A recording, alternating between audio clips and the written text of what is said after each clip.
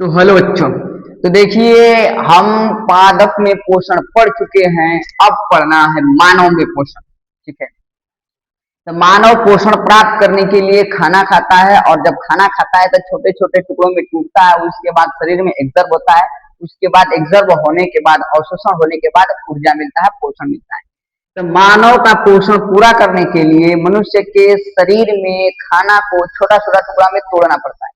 और छोटे छोटे टुकड़ों में तोड़ने के लिए मानव के शरीर में पूरा का पूरा एक पाचन तंत्र पाया जाता है। ठीक है।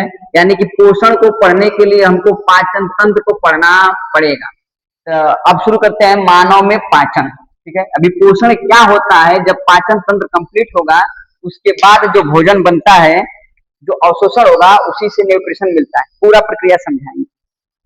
देखिए, तो मनुष्य में कोई भी खाना खाता है, कुछ भी चीज खाता है, ठीक है, तो वो छोटे छोटे टुकड़ों में टूटता है, और टूटने के बाद उसमें से कुछ लिक्विड टाइप बनता है, वही अवशोषित होता है और ऊर्जा मिलता है। तो अभी देख लेते हैं कि पाचन तंत्र होता क्या है।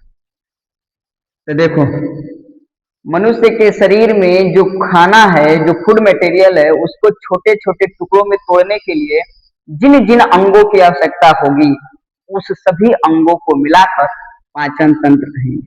क्या मेरी बात समझ में आई? मनुष्य के शरीर में जिन जिन अंगों की आवश्यकता होगी भोजन को तोड़ने के लिए, उन सभी अंगों को मिलाकर क्या कहेंगे? पाचन तंत्र। और इस पाचन तंत्र को दो भागों में बांटा गया है। एक पहला होता है आहार नाल, ठीक है, और दूसरा होता है पाचन ग्रंथि। ठीक है। ये मनुष्य के शरीर में पाया जाता है। ये पहला आहार नाल, दूसरा पाचन ग्रंथि। अब देख लेते हैं आहार नाल क्या होता है। आहार नाल का मतलब होता है कि मनुष्य के शरीर में जो भोजन खाता है, जो आहार लेता है, जिस जिस नली से होकर गुजरता है, उस सभी नली को कहते हैं आहार नाल। ठीक है।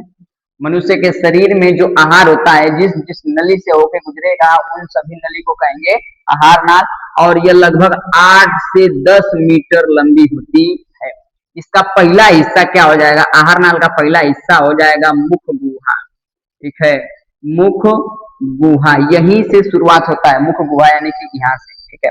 फिर उसके बाद जाता है ये गर्दन वाला हिस्सा पर। ठीक है। तो उसको बोलते हैं ग्रास नली। ठीक है, ग्रास नली। ठीक। फिर तीसरा नंबर पर आ जाता है अमाशय। अमाशय, इसी को पेट कहते हैं, अमाशय इंग्लिश में स्टमक कहते हैं। और चौथा नंबर पर आ जाता है छोटी आंत। ठीक है, छोटी आंत।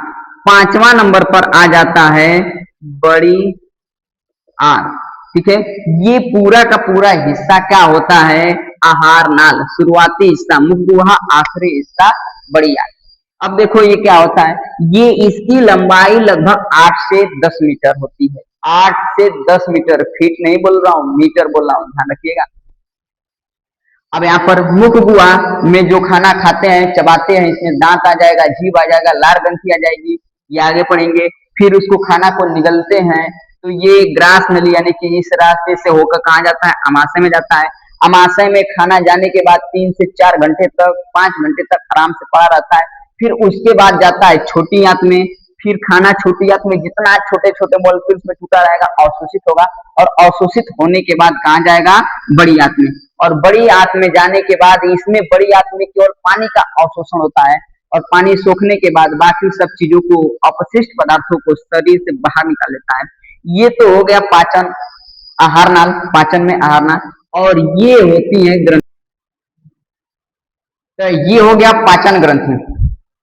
पाचन ग्रंथि में पहला आ जाता है लार ग्रंथि, जो खाना को चिपचिपा बनाता है। खाना को हम चबाते हैं तो उसमें लार को मिक्स करके निगलने लायक बनाता है, चिपचिपा बना देता है। जठर ग्रंथि, जठर ग्रंथि से निकलता है जठर रस, जो होता है अमाशय में। और खाना अमाशय में जाने के बाद जठर रस मिलाकर उसमें खाना को छोटे छोटे टुकड़ों में तोड़ने का मदद करता है। और फिर उसके बाद ये होता है अग्नाशय। अग्नाशय और यकृत, यह दोनों का जो अपने में से लिक्विड रिलीज होता है, ये छोटी आंत में मिलता है। अभी हम बताएंगे। ये पाचन ग्रंथियां मिलकर अपने में से कुछ ना कुछ लिक्विड रिलीज करते हैं, जो खाना को पचाने में मदद करते हैं। ठीक है।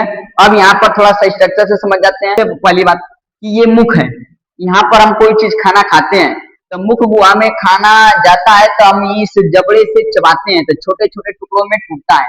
तो मुख गुहा, तो मुख गुहा में देखो क्या क्या होता है। तो मुख गुहा में होता है दांत होता है, जीभ होता है और मुख गुहा में लार ग्रंथि भी होती है। ठीक, फिर उसके बाद यहाँ पर हम खाना को निगलते हैं। यहाँ पर खाना का ना ही पाचन होता है ना ही अवशोषण होता है। फिर खाना चला जाता है अमाशय में।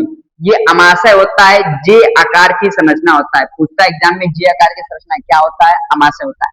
इसमें खाना लगभग 4 से 5 घंटे तक या 3 से 4 घंटे तक खाना रहेगा। ठीक है, देर तक खाना रहता है और इसमें तमाम प्रकार के एंजाइम आके मिक्स हो जाते हैं और ये खाना धीरे धीरे धीरे धीरे इसे दबता, मतलब अमाशय धीरे धीरे खाना को इसे दबाता रहेगा, छोड़ता रहेगा, दबाता रहेगा, छोड़ता रहेगा। उसको बोलते हैं पेरिस्टाल्सिस मोमेंट, क्रमानुकुंचन गति, जिसके वजह से खाना में तमाम प्रकार के जो HCl होते हैं, हाइड्रोक्लोरिक एसिड होता है और भी एंजाइम होते हैं जो खाना में अच्छे से मिक्स हो जाते हैं और मिक्स होने के बाद छोटे छोटे टुकड़ों में टूट जाते हैं। इसमें छोटे छोटे छोटे छोटे छोटे छोटे छोटे छोटे क्या होते हैं, हेयर लाइक स्ट्रक्चर होते हैं। इसको कहते हैं बिलाई, VILL, बिलाई। बिलाई का मतलब ये छोटे छोटे हेयर लाइक स्ट्रक्चर होते हैं। ये जो होते हैं पानी को, एल्कोहल को, दवा को, एल्कोहल मतलब नशीले शराब को, ठीक है, ये धीरे धीरे क्या करते हैं, विलाई सोख लेते हैं और जितने भी छोटे छोटे मॉलिक्यूल्स टूटे थे खाने के वो सोखते हैं लेकिन पूरा नहीं टूट पाते हैं। फिर उसके बाद ये खाना धीरे धीरे छोटी आंत में जाता है। तो ये वाला हिस्सा यहाँ से यहाँ तक है, शुरुआती छोटी आंत का पहला हिस्सा होता है। तो जो छोटी आंत का पहला हिस्सा को कहते हैं डेडूनम। ठीक है, डेडूनम, तो ये डेडूनम है। अब डेडूनम को ध्यान से देखिए, यहाँ पर होता है अग्नाशय। ठीक है, अग्नाशय, अग्नाशय होता है। यहाँ पे होता है लीवर, लीवर से निकलता है पीत रस। ठीक है, लीवर से निकलेगा पीत रस, स्टोर हो जाएगा पित्ताशय में। पित्ताशय नहीं पीत रस को बनाता है, जबकि लीवर पीत रस को बनाता है और स्टोर होता है पित्ताशय में। तो यहाँ से लीवर मतलब पित्ताशय से पीत रस और अग्नाशय से अग्नाशयी रस दोनों निकलकर इस छोटी आंत में आकर मिलते हैं और खाना और अच्छे से पचता है। तो पहला वाला हिस्सा में तो यानी कि डेडूनम में खाना अच्छे से पचा, फिर छोटी आंत के इस हिस्से में चले जाते हैं। वास्तव में छोटी आंत बड़ी आंत से बड़ी होती है, छोटी आंत केवल पतली होती है इसलिए इसको छोटी कर दिया गया। यहाँ पर जो खाना जाते हैं धीरे धीरे छोटे छोटे टुकड़ों में टूट गए होते हैं, तो ये छोटी आंत क्या करती है, उसको अवशोषित करती है। अवशोषित मतलब सोखना। ठीक है, तो छोटी आंत जेजुनम और इलियम, दूसरे वाला भाग का नाम है जेजुनम और तीसरे वाला भाग का नाम है इलियम। ये दोनों छोटे छोटे मॉलिक्यूल्स को अपने में सोखते हैं, सोख लेंगे और ब्लड में भेज देंगे। ठीक, फिर उसके बाद जो भी फूड मटेरियल बचता है वो चला जाता है बड़ी आंत में। और बड़ी आंत के नीचे वाला हिस्सा यहाँ पर ध्यान दीजिएगा, उसको बोलते हैं अपेंडिक्स। बड़ी आंत का ये एकदम नीचे उंगली जैसा संरचना होता है उसको अपेंडिक्स बोलते हैं। ये बड़ी आंत होती है। इस बड़ी आंत में अवशोषण की प्रक्रिया, खाना का अवशोषण नहीं होता है, केवल पानी का अवशोषण करता है। तो ये पानी का अवशोषण करता है, ये जाता है धीरे धीरे, फिर यहाँ पर मलाशय में जाके स्टोर हो जाता है और फिर मलाशय से गुदा द्वार द्वारा अपशिष्ट पदार्थ शरीर से बाहर निकल जाता है।